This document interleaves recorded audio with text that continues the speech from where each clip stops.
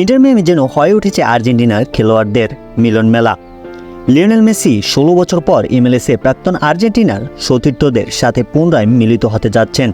Inter Miami এবার আর্জেন্টিনার গোলরক্ষক উস্তারিকে দলে সাইন ইন করিয়েছে। উস্তারি আর্জেন্টিনার প্রতিনিধিত্ব করার সময় 8 বারের ব্যালন ডি'অর বিজয়ী মেসির সাথে খেলেছেন। 2008 সালে বেইজিং অলিম্পিক গেমসে স্বর্ণপদক এনে দিয়েছিলেন আর্জেন্টিনাকে। আগে তিনি 2005 সালে ফিফা আন্ডার-20 বিশ্ব যুব চ্যাম্পিয়নের অর্জনে তার দেশকে সাহায্য করেছিলেন। 38 বছর বয়সী এই খেলোয়াড় বলেছেন, আমি ইন্টার মিয়ামির মতো একটি ক্লাবে যোগ দিতে পেরে উত্তেজিত এবং এই মহান প্রতিষ্ঠানের অংশ হওয়ার সুযোগের জন্য কৃতজ্ঞ। এতদিন পর লকার রুমে এবং মাঠে লিওর সাথে আবার মিলিত হতে পেরে আমি খুবই খুশি।